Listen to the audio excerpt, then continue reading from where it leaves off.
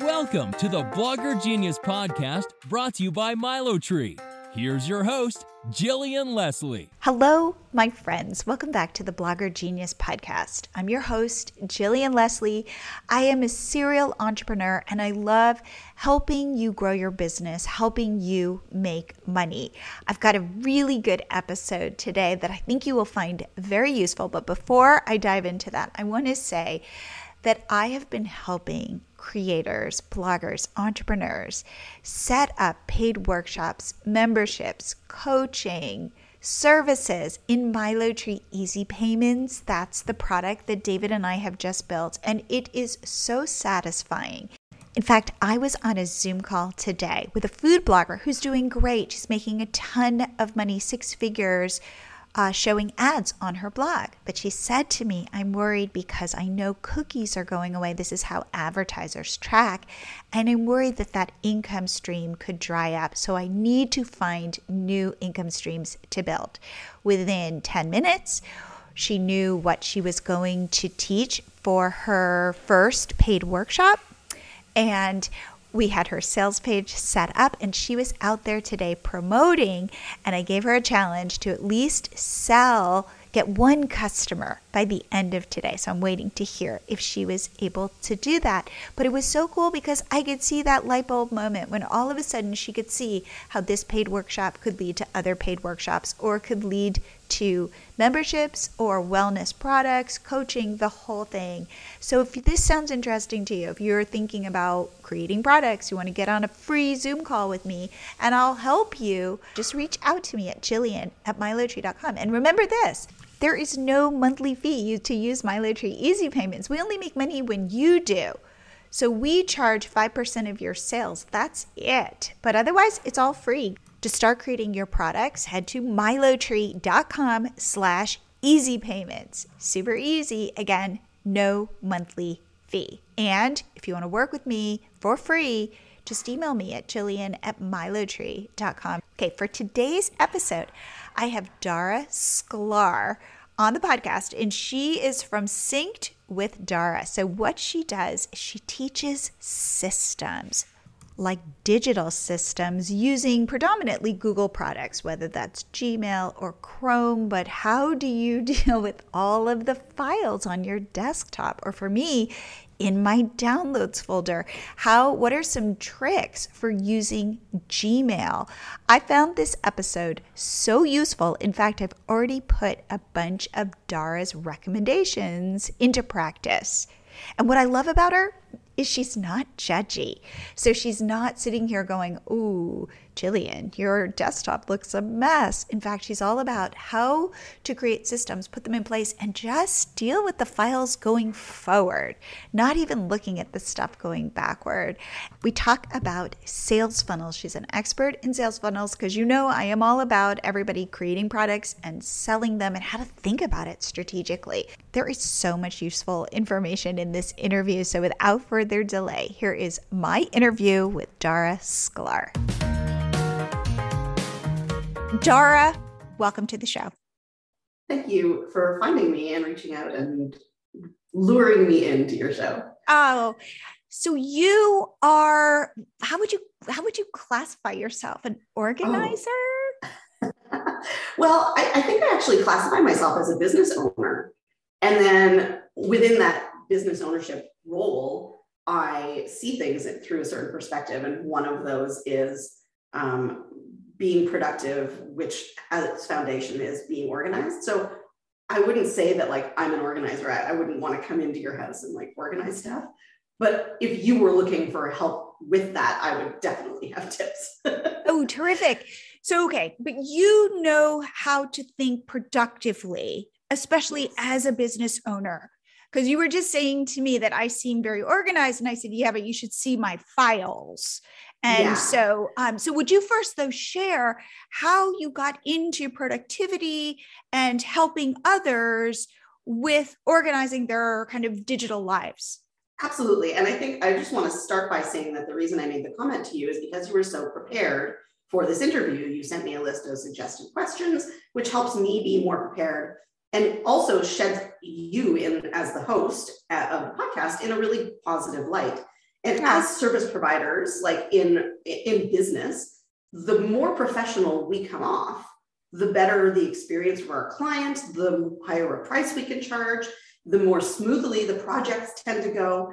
And so if we take some time to actually create that infrastructure in our businesses, then we can charge more money, then we can, have better reviews and get better referrals. So I think that that's a positive attribute in general. And I will tell you that my passion for it was born out of being the opposite. So like, just as an example, like I grew up in a very messy household. And so when I got to move into my own house, I was like, I'm going to be very neat and organized, because it frustrated me. And it was an embarrassment to bring people over because the house was always a mess. And similarly, when I started my business, which was a side gig at the outset, I struggled to get everything done and to serve the clients at the level that I expected for myself. And I let certain things go, like my finances, and like I made a mess in the early days of my business. And it took me a long time to clean that up and to be the business person I wanted to be. And that exercise of making that change was what led me to help other people not get that way in the first place, or to clean up the mess that they may have created at the early days of their businesses. Okay. What would you say the biggest misconception is about productivity? And I want to say, like, is it all or nothing, or can you find a middle ground? So I think that the biggest misconception is, and maybe I'm going to phrase this slightly differently, which is when people realize that they need to make a change is usually when they are at their busiest or their rock bottom. So it is not usually the time, like, yes, it's the time that they want to change, but it's not the time that they feel that they can. And so the biggest misconception is it's too late, or I don't have the time to change things in my business or my life or my habits. And the reality is that, and I'll talk about this, I'm sure, again, at some point during this conversation, even small changes make a big difference. So you don't have to make these big sweeping changes. Everything can be done a little bit at a time. And there has to be a moment when you're like, oh, I hate it's like we were talking about haircuts earlier. It's like you get to this point where you're like a breaking point where you desperately need that haircut or hair color, and you go out and you make the appointment. It's not because you're on necessarily like a calendar where it, like clockwork. It's like you reach a breaking point. And the same thing goes within your business, and something isn't working. You reach a breaking point and then you do something about it. Okay. Because I feel like I dump everything in my downloads folder, for example, and it feels like a big mess and stuff like that. What would you say the 3 easiest tips are that could help somebody I'm not a like big, huge mess. I'm pretty organized, I will tell you, but there are folders where things are happening that are just not organized, those kinds of things. So if you were to say to somebody, hey, do these 3 things and you will get, these are like your biggest bang for your buck type changes to make in your business, what would those be? Okay, well, I'm going to jump directly on the downloads folder issue, because it is one of the things that it never really occurred to me that people do it this way until I saw a friend doing it. And there is a setting inside of your web browser. I happen to use Google Chrome. I talk about a lot of Google tools.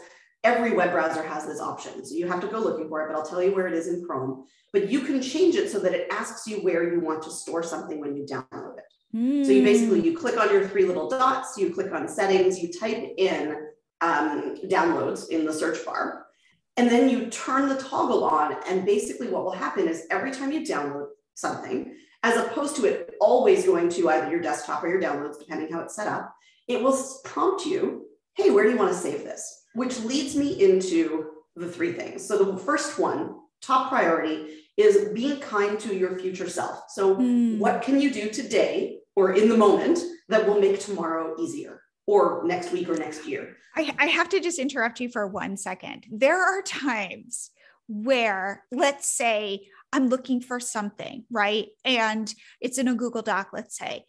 And like I search for it and I think, oh, I don't know where I put this. And then I find it and I have that thing where I go, oh my God, thank you, past self, for naming this really well. Because I thought I'd never find it, but I was thinking about my future self. And I weirdly have this relationship with myself where I want to go, thank you, Jill, from 3 months ago for hooking me up today. So is that kind of what you're talking about? That is exactly it. And Jerry Seinfeld, I actually have this inside of my course. I have this Jerry Seinfeld 60-second bit like embedded into one of my videos. And it's basically him talking about, he calls it morning guy and night guy. He's like, night guy is such a jerk because he goes to bed and he doesn't shower and he doesn't shave. And morning guy wakes up and he's like, damn you, night guy, for staying up late and not preparing for today and ruining the morning. And my husband and I talk a lot about this. Like, it's the filling your car with gas at night so that when you're scrambling in the morning that you're not also adding that to your to-do list. And even little things like if you have a meeting with someone and it's in your calendar, whether it's on Zoom or in person, always put the link to it or the address in your appointment so that when you're running out the door or you're sitting down at your computer with 1 minute to spare, that you're not searching through the emails for that link for the Zoom meeting or for the address to hit, Google Maps and show me where to go. It's those little things. And there's another example that I always give, and this is, I could go on and on about this, like doing your future self a kindness, but it's like you make homemade pizza or you order pizza and you slice into it with a knife and your knife is all like gooey, hot cheese. And if you put the knife on the counter and you go and eat your pizza and you come back later, you have to run the knife under hot water before you can scrub it. I mean, I suppose we have dishwashers, but I had this epiphany when I didn't have one. But basically, if you were to wash the knife right in that moment, it would take less than 5 seconds because it's already hot, it's already gooey. You don't have to, so if you save yourself the 1 to 2 minutes later by doing it right away. And any of those things, those are the little incremental changes that you can start to make. As soon as you start seeing the world through that lens, you're like, oh, I could be kind to my 3 months from now self by naming this file correctly. I talk a lot about like, what would I have done? And that's usually how I find stuff. Like what you said, what would I have named it? Yes. And I want to say that as we all, I think, are working on grace for ourselves, self-acceptance, self-love, one way to do it is to hook yourself up, your future self. Like, because I have to tell you, in those moments when it works, and I'm like, oh my God, where I know that in the past I did something consciously to set myself up for success in the future. And I've totally forgotten about it. It is like I am two people. And it is like I'm going, you go, Jillian, you got this. So I have to say it like makes me like myself. And I feel like we are always in need of those opportunities. Yeah, absolutely. And, you asked me for 3 things, and the other ones I have are also very related, which is a lot of times people feel like they have to clean up a past mess in order to move forward. And the reality is that, let's talk, if we're talking about files, because we were just talking about Google Docs. I read a statistic that it's over 80% of the files that you create that you never need to touch again.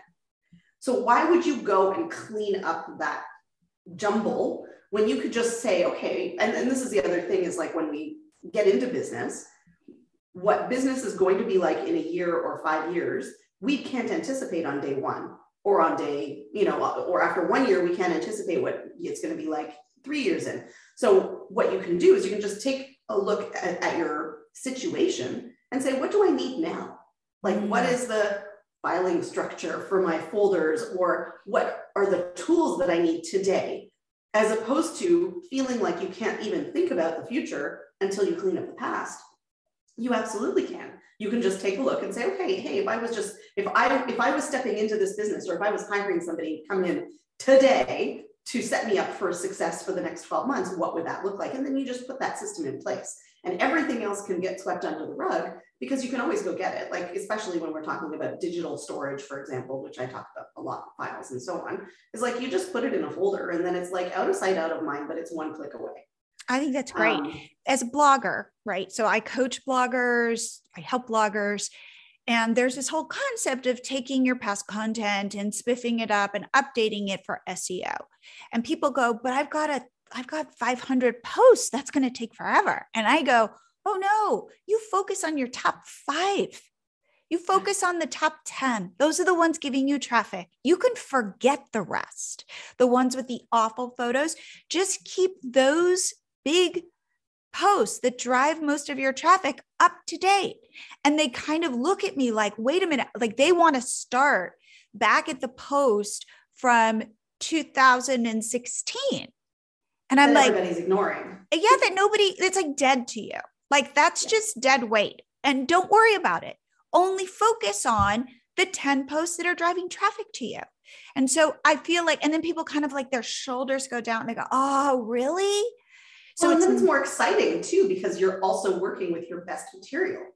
So then you're more motivated as opposed to slogging through the mud with your old stuff that you're, not only are you not engaged with, but neither is your audience, because it's, in the bottom 95% of your posts, for example. Mm-hmm. So I have a very big inbox, right? Because I don't clean out my inbox. And my husband is like, what I'm going to do is I'm just going to take your inbox and archive it.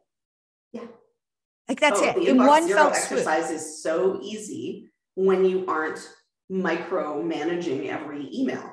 You pick look, I have these 7 messages that I definitely need to respond to. Put those off to the side, archive everything else, bring those 7 messages back into your inbox, and then let the inbox be precious.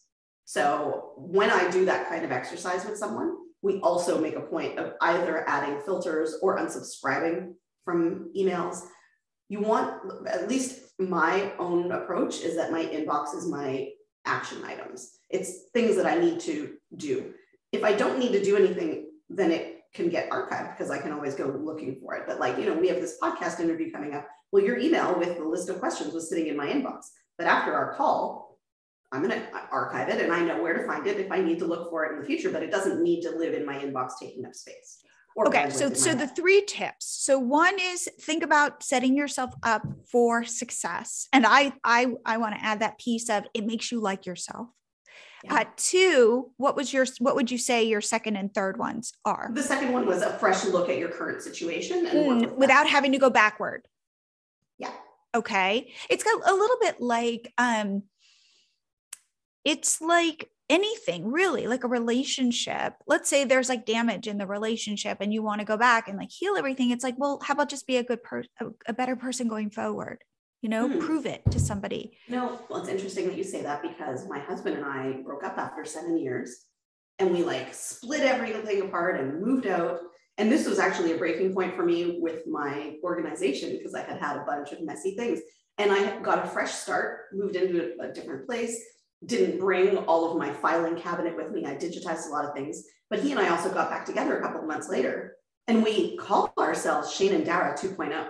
Because it was the new version, we brought our new selves to their new relationship.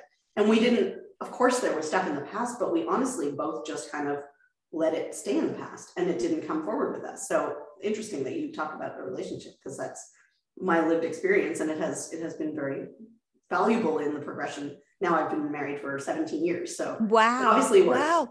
Yeah. Because there is something to you can't change the past. Like I'm not going to go through all my files and rename them all.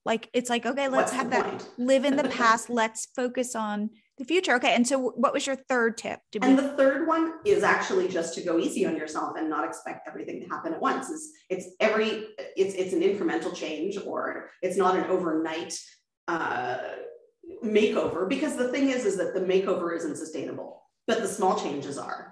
So every little thing that you start doing differently, every habit that you form, every decision that you make to be kind to your future self, that's just a habit that suddenly feels natural. So it doesn't feel like an effort. And eventually you just become this, you look back on who you used to be. And then suddenly you're like, oh, I'm this better version of myself. And it wasn't painful. Whereas if you were wiping the slate clean and trying to put yourself into somebody else's system versus making the shifts in your own life and your own systems, then it happens naturally and it's sustainable. I wanted to take this short break to let you know that within the last week, more than 150 people have downloaded my blog post checklist. It's all free. And if you are a blogger, get your hands on a copy, print it out, put it on your desk. Then the next time you are writing a blog post, go through the checklist to make sure you've covered everything for your readers and for SEO, for Google. To get the checklist, head to milotree.com/blog post checklist. milotree.com/blog post checklist. I want to turn you into the best, most successful blogger you can be. And now, back to the show. A lot of people in my audience are creative. They're creators. They're crafters. They make beautiful things. And they will say, I have a messy brain. I'm like, it's part of my creativity, you know? And like, sometimes I'll try to get them to kind of think more strategically and more linearly. And I can tell that's not the way they want to chase the like shiny new project or object or whatever. They're like, ooh, I could start a whole new business doing this. And I go, wait, let's come back and let's think about this, because it gets uncomfortable, right? How do you speak to people who go, I could never do this. I can't be organized. I just have a messy brain. And that's kind of my secret sauce. Okay, so I have a couple of thoughts that come to mind. One of which is that if you're going to resist it to the point of saying, I can't and I won't and I'm just like this, then probably whatever changes you make aren't going to feel, it's always going to feel like resistance. If you are, my mother used to say, I'm bad at math. And so she would never allow herself to do math, which was silly because we all do math, regardless of what we do in life, but she just had in her mind, I'm bad at this. And so it caused friction for her when she was put into a situation where that was required. And I think and I get people all the time who say, I'm bad at technology. I'm a tech tart or a technosaur or whatever terminology they use. And I always recoil when I hear things like that, because then I know that they aren't listening and they're not open to making progress. So which leads me to the actual answer to your question about the messy brain, which is, and I'm saying this because I've had positive feedback about this. So it's not to teach someone how to do it. Like if I was teaching a messy brain person how to be organized, I would explain the process that my mind goes through and why I do it my way. I don't say, here, do it this way. And the reason is that I can't fit my organized brain into the same system as they can fit their messy brain. They have to find a setup or a procedure that suits their thought process. Just like the way you named that file from 3 months ago may not be the way that I named it, but you're the one looking for your file and I'm the one looking for mine. So learning or leaning into who you are as part of the process of getting yourself more organized, actually just like acknowledging that your unique messy brain is going to help your future self, who still has that messy brain, find things. You just have to do things the way that you want. And it's going to be harder to adopt. Like if I said, here's a naming convention, you need to follow this naming convention that's like super strict, and your brain doesn't work that way, then that is going to be something that, first of all, you resist, and second of all, will never be second nature to you. But if I say to you, well, hey, here's how Google Drive search works, and you can search by this, and you can search by this, and you can filter this way, and you can put a date range and blah, blah, blah, then you will start to think about the possibilities when you go and you name something like, oh, well, this is part of such and such a project, so I'm going to make sure I use that project name in the title, and I'm going to add the date, and I'm going to put in the name of the person. Like you start to think about that future self, how you, messy brained you, are going to be in the future. And then you work within that range. Does that make sense? It totally makes sense. So for example, if one of the benefits of Google is that you can search stuff like search email, then you make sure put the keyword in of what this thing is. So it's easier and will pop up for you rather than having a whole now. But I do want to talk about how do you think about naming files, naming photos, naming folders? What is because I would love that because I kind of wing it. Well, and the thing is that because search is so powerful these days, winging it is completely okay. And I think people don't realize that they don't need, I mean, there's a time and a place for being strict, like if you were doing financials and stuff like that. But for the average creative person, maybe you have a little list of keywords or projects that you have. I wrote 40 blog posts recently because I have a freebie called the Top 40 Google hacks you wish you'd been using all along, time-saving Google hacks. And so with each one of those Google hacks, I wrote a blog post, and they're not elaborate or beautiful or whatever, but there were 40 of them. And so in my naming convention, I numbered them because that was part of it. It was going to make it easier for me to go with a number than a keyword. There's also, I've just suddenly lost my train of thought now that I'm thinking about those 40 blog posts, which were agony to create.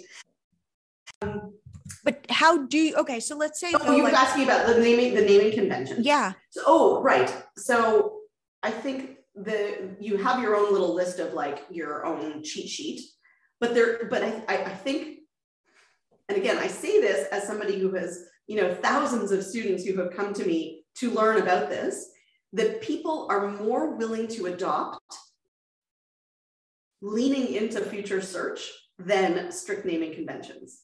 So having certain keywords in a file name, using folder structures that don't go too many layers deep, all of those things, and every single person is going to have a different thought process on this. So I guess what I'm trying to say is there is no one right way, but if you think about how am I going to find this in the future, what you don't want to do, and I'll give you, actually, this is a great example of like what not to do and how I changed it. So the business that I started 15 years ago was doing being an assistant to a few dozen different real estate agents. So I would create postcards or feature sheets or upload their listings to their websites. And I had to train them that when they emailed me, they always had to put the address of the property in the subject. Because if the address wasn't there, then there was no identifier. And when I would save the mistake that I made was I would send a feature sheet. It would be called featuresheet.pdf. I would send that to the client and they would save it to their computer. And then the next time they had a listing, I'd send them another one that was called feature sheet. And one day I realized that my computer had like dozens and dozens and dozens of files all called featuresheet.pdf, and they weren't distinguishable from each other. And that was when I realized I need to add the address and the realtor name to this file name because then it's relevant. Then it makes sense. And I always talk about like, what's the intended use of the file? If it's something that's in your downloads folder, like a screenshot, and you're going to upload it and it's going to go away, you don't need to worry about it. But if it's going to go external, if you're going to share it or send it out to someone, you want to make sure that that file has your company name. Like my top 40 PDF that I send out isn't just called like top 40 Google hacks. It's top 40 Google hacks from Dara Sklar, because when it lives on your computer, I want you to know where you got it. So making those shifts so that you're more detailed, so that the file name at a glance makes sense to the person who sees it. And then thinking, is it leaving my computer? Is it for long-term storage on my computer, like my financial statements or my receipts, or I might be audited and I want to be able to find things and I need it for 7 years? Well, then of course I'm really careful about how I name things or what folders I'm storing, because I need to find it in the future. So using the like, how soon am I going to need to find it again, helps me decide how careful I am with how I name something. Does that help? It is helpful, because what you're saying to me is not everything should get the same level of attention. Yes, that is exactly right. If it is because I do, right? I do screenshots and stuff, and then they have just the whatever, and I don't change the name of the file. And then I do kind of feel bad. Like I just have these random screenshots. But what you're saying to me is if I'm not going to use the screenshot for anything significant, maybe it's just a reference, maybe I like the way this website looks, so I'm just going to screenshot it so I can like look at it. that I don't need to worry about it. If it is something like my tax documents, I should be really careful about that. So not everything gets this high level treatment where I'm spending hours, again, thinking about how do I name this, that I think about, am I going to use it or am I not going to use it? And giving you permission to be lax on certain things takes the pressure off, because I think what happens is that if we try to be perfect and we fail at any stage, then we give up on the rest of it. But if you're allowed to be lazy, for lack of a better word, if you're allowed to be lazy on half of the things that you're doing, then it gives you bandwidth to pay attention to the half that matter, or the 20% that matter with 80%. Totally. I get that. Like, I use Gmail. What am I not using in Gmail that I should be, that you know about that I don't? Okay. Well, do you know that labels are not folders? Yes. Okay, good. So, and for anybody who's listening, I will tell you that you can have more than one label on any individual email, and that becomes really useful for future searches. And I use labels as a way to group emails together that wouldn't be easily found through a search. And I'll give you an example. I have a student, and she was categorizing each incoming newsletter by the name of the person who was sending her the newsletter. And I was like, that seems wasteful to me, because all you need to do is type that person's name in the search and you'll find all of the emails from that person. She was like, oh yeah, it hadn't occurred to me. She felt like she needed to file everything.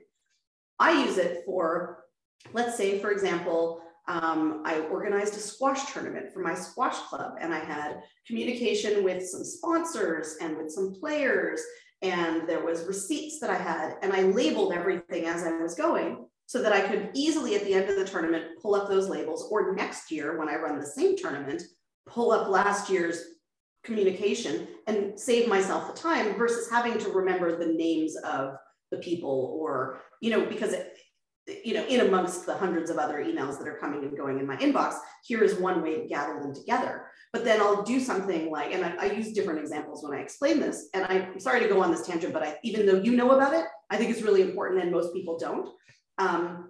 But using labels, for example, I used to manage a rental property. So it was a triplex. And so there were 3 different tenants, and it was a house, and we owned the house. And so everything relating to the house got the house label. And then unit number 1, unit number 2, unit number 3 got labels according to which unit it was.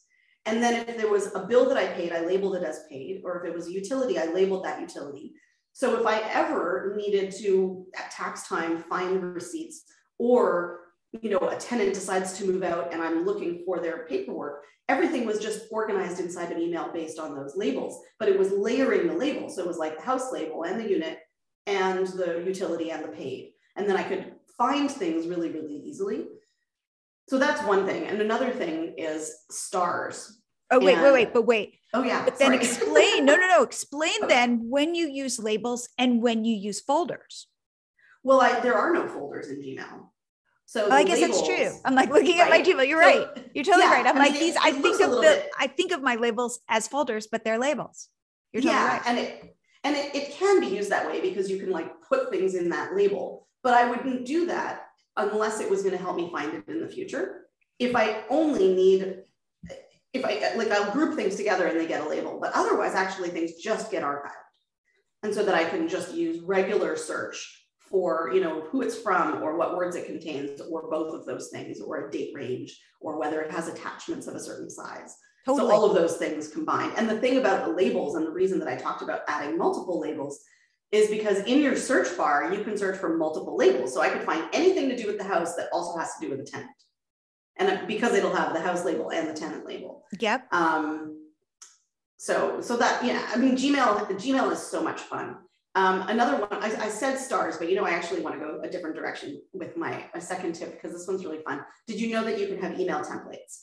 So you can respond, you can have anything that you send regularly. And again, I'll bring my squash club into this because I'm like the volunteer administrator. So every time there's a new member who's like a drop-in player or a new member who joins, I have 2 templated emails that I send out. And so I just go in and I choose the little 3 dots and I say email template, new member.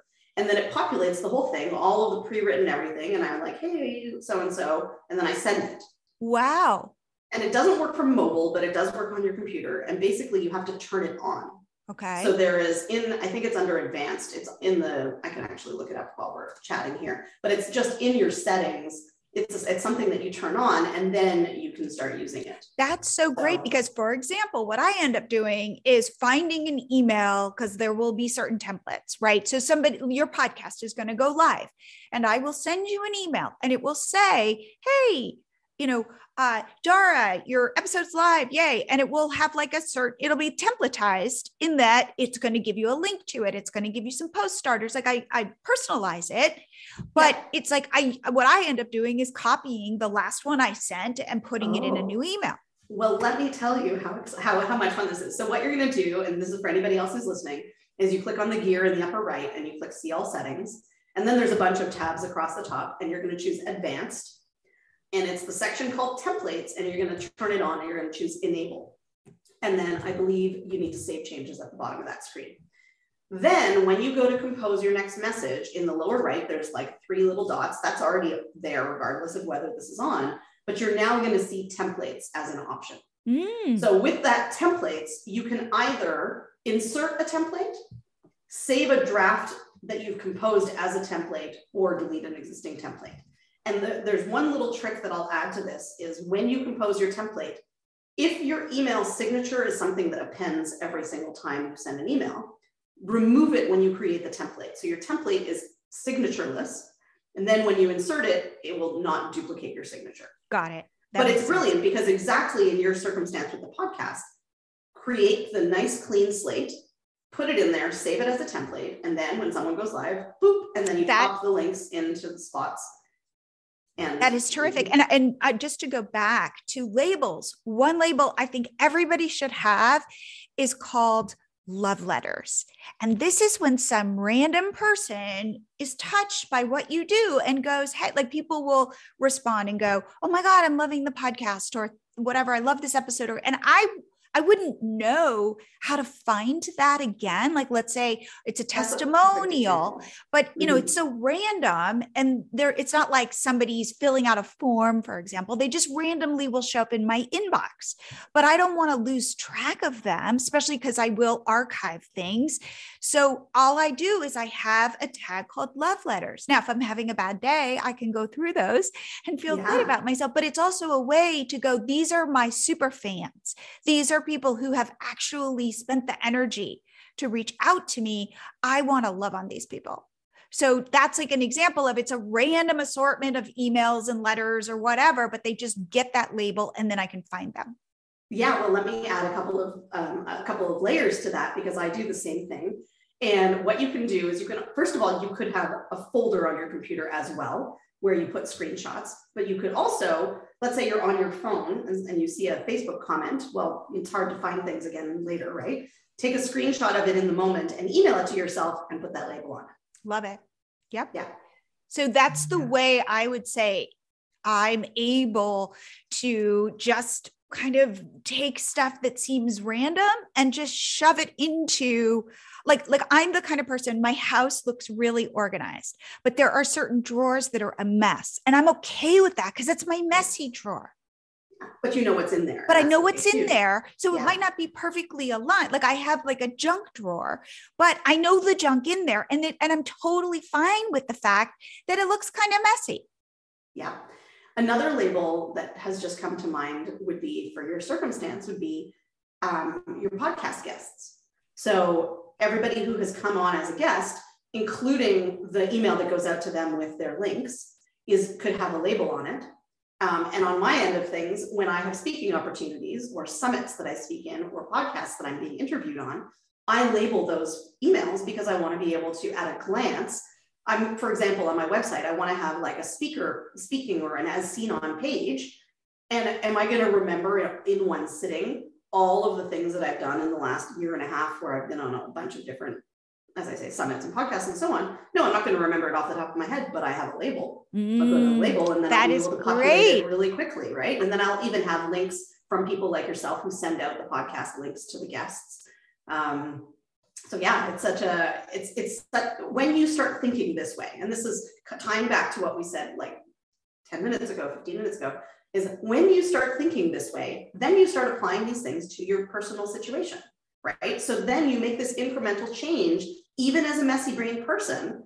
Oh, right, that tip that I heard, I'm going to just do that. I'm doing my future self that kindness. And then suddenly that becomes your habit and it becomes part of your messy brain, but it's not a bad thing. It's just part of who you are and how you organize things. And just like your junk drawer, it's okay. Google makes it possible for us to have junk drawers because we can find things because of search. So it's like this permission that's being given to be messy sometimes because nobody else is looking. But if you know where things are, that's all that matters. Right. It's like when I figured out, I don't know, 10 years ago, 15 years ago, the idea of archive, that you don't, like my mom, wants a perfectly clean inbox and she doesn't understand archive. So she deletes everything. And I'm like, don't delete it because then you can't find it again. And for her, like that doesn't make sense. But the power of archive, it's living somewhere. You can get to it via search or via labels, but it doesn't have to be like cluttering up your inbox. Exactly. And I think, this is why Google is so brilliant, is because it allows us to all be hoarders. We can save years and years. I'll tell you, going back to 2005, when I got my first Gmail address, I have all of my communication with all of my clients from all of that time in an archive because I can, and because there's been benefit. I've had people come back to me 5-10 years later. Hey, do you have that password I sent you? Blah, blah, blah. Like they can't find it, but I can because I'm good with search and I've kept everything. But it's very smart on their part because of course, then we pay them for storage. And it's a lot cheaper to spend $28 a year. I'm in Canada, so it was $28 for me to add however much storage. A lot cheaper for me to spend $28 than to spend hours and hours cleaning out old stockpiles of whatever, right? Not a big deal. I would rather pay for that hoarding privilege. No, I totally agree. It's like me with my junk drawer. Like I know it's somewhere, and if I can get to it, great. It can stay with me. So I think that's terrific. Now, you also teach funnels. And I just want to touch on this a little bit because I'm all about funnels. And so could you explain why funnels, kind of what funnels are, why they're important for our businesses, and maybe like at least one funnel you should probably have working behind the scenes? Totally. Well, and it's, I was preparing for this and looking at your list of questions, and this was on it. And I flashed back to visiting my parents this summer, and my dad, who is like a business owner, and it was like the entrepreneur who I saw as I was growing up, which is very likely where I got a lot of my entrepreneurial energy from. He said to me, like, what's a funnel? And I'm like, everywhere you look, there are funnels. There are funnels in every business, whether or not they're using funnel software or there's automations going or not. Everything is a funnel. Every conversation that you have, every opportunity that you have is part of the funnel. And simply put, the funnel is just a way to make people aware of you and eventually work towards being closer to you, whether that's in a paid capacity or a group or membership or whatever you're leading people to. And one of the real benefits is the potential to make things more smooth and more automated. The business that I have that isn't creating and teaching courses is very, very niche and very specific. And it used to be that people would fill in an order form and then 100% of it would be done manually, including sending them an invoice that they had to pay before we perform the service. And when I put in place funnel software to take their payment from them after they filled in the order form and put other steps in the process that took the weight off of our shoulders as service providers, like the world opened up, our capacity increased, our service quality improved because we were allowing people to kind of present themselves as, yep, here, I'm ready, here's, serve me, basically. So every business, whether you know it or not, has a funnel. And that funnel could be as simple as talking to people and then someone calls you and books an appointment. Like that in and of itself is also a funnel. It doesn't have to be fancy. And what kind of funnel should every business have? It really depends on the business. I don't think I know every blogger should obviously have a way for someone to opt in for future communication and further contact, because nobody remembers anybody anymore. So there's so many reasons that you should get people's email addresses. But one of the struggles that I personally had was, what if I don't know what I'm going to offer them? So why am I collecting these if I don't know where I'm eventually leading them? So I do think that it is somewhat important, especially in this online space, to know where approximately you're going so that you stay on topic with the information that you share, because I'm an emailer. If you're ever on my email list, you'll see that like 98% of what I send out has value. It's not just me trying to tell you something or sell you something. It's like, I always lead with things that will be helpful to you, action steps, tips that you might want to hear, a story that you can relate to that has a has a lesson to be learned or something like that. But if I didn't know what I was eventually leading people to, it would be really hard to tell those stories and stay in touch in a quality way, at which point people kind of fall off your email list. So does that answer your question? But yes, absolutely. And to build on that, I would say every blogger now in today's world, I would recommend you think about taking the people who are following you on social media, landing on your blog.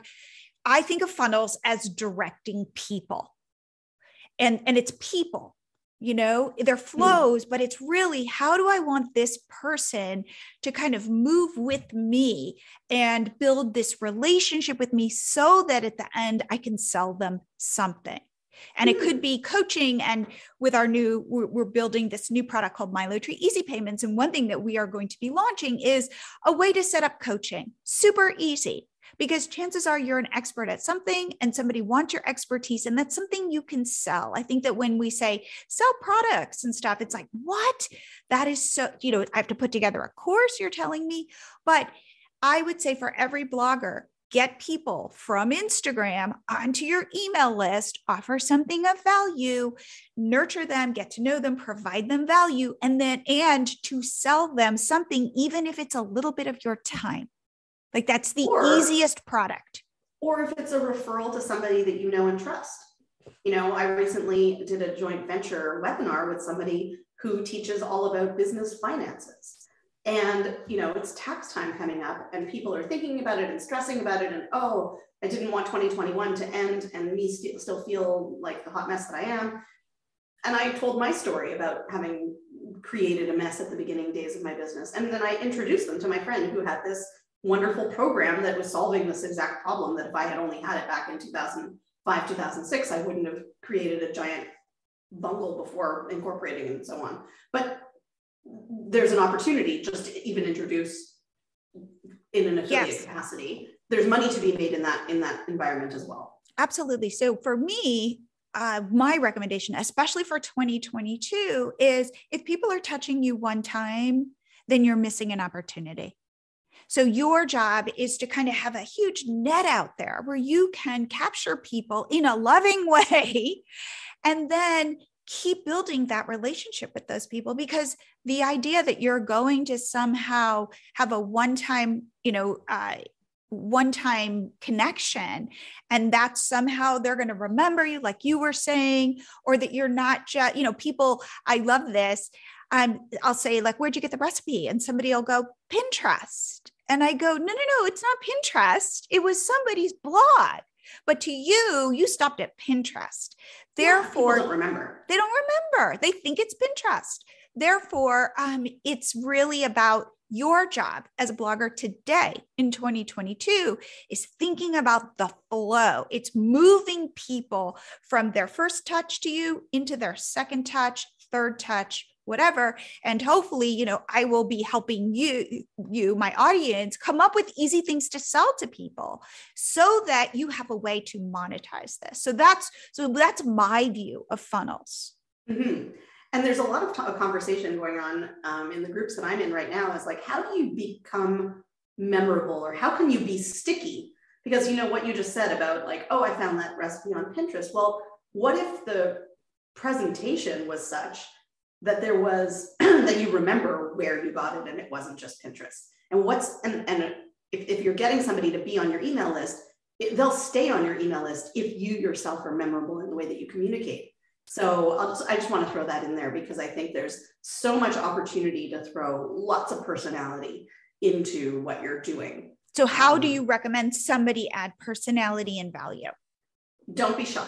Oh, I love it. Value is a different one, but basically own all of the silly, quirky things about yourself. Nobody is buying vanilla. Nobody's remembering vanilla. People buy vanilla. They don't remember vanilla. So if there's anything that you can do, the things that make people giggle or put the twinkle in their eye, those are the things to share. And being real. People love behind the scenes, sharing the losses as much as the wins. Honestly, people want to buy the after, but they relate to the before. Well, here's the thing. You sharing that story about how you and your husband broke up and got back together, you are memorable to me. Nobody else has come on I've done over 200 podcast episodes. No one I know has ever done that and then been married successfully for so long. Like that was memorable.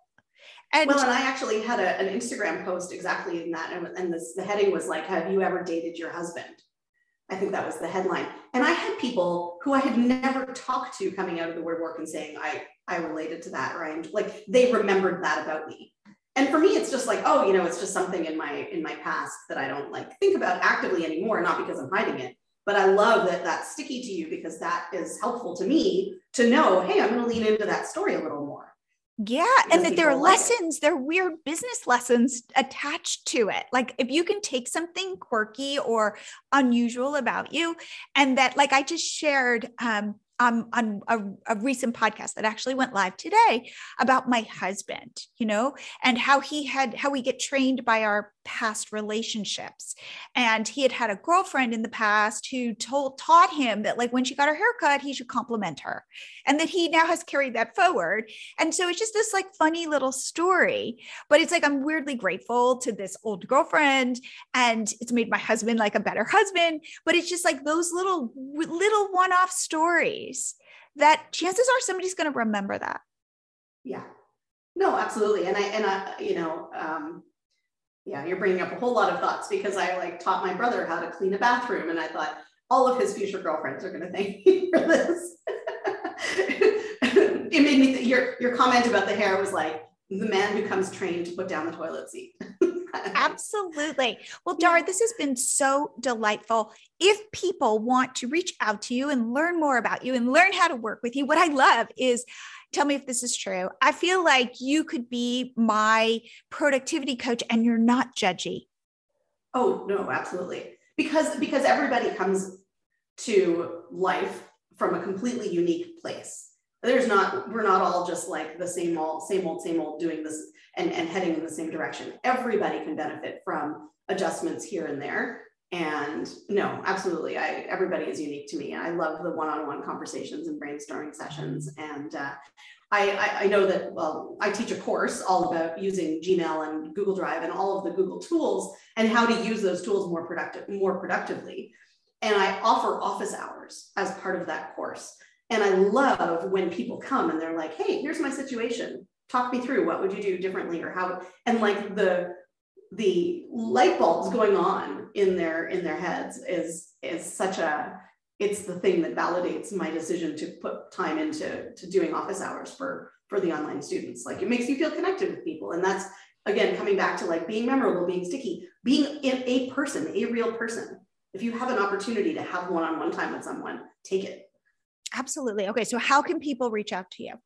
Yeah. So I have a website, withdara.com. It's the easiest way to find all of the things.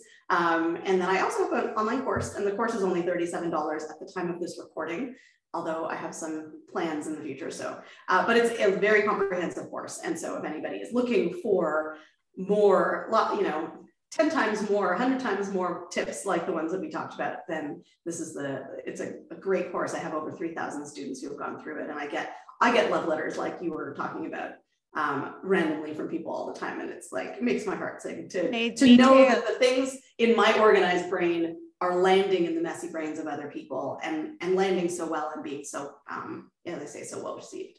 Oh, well, Dara, thank you so much for coming on the show. It's been such a pleasure talking to you. I really liked this episode. My biggest takeaway is that I can make small changes in how I organize my files, and it can have a big impact. And I really only have to look forward, not backward. I've found this very freeing, and I've started to implement some of the strategies that Dara talked about. I hope you do too. It just takes some of the overwhelm out. Before I go, I have to read this Blogger Genius podcast review I got on iTunes from Cree. I was so touched. She wrote, "I am a longtime listener, and I just wanted to let you know that you always amaze me with how raw and down to earth you are, which is why I listen week after week. Your podcast is one of my favorites. Keep up the great work, Jillian." Cree, thank you so much. And if you are enjoying the podcast, please head to iTunes or wherever you get your podcasts, and please leave 5 stars and a review, and I might read it in a future episode. I just want you to know how much I appreciate all the love and support I get. This podcast means the world to me. And I will see you here again next week.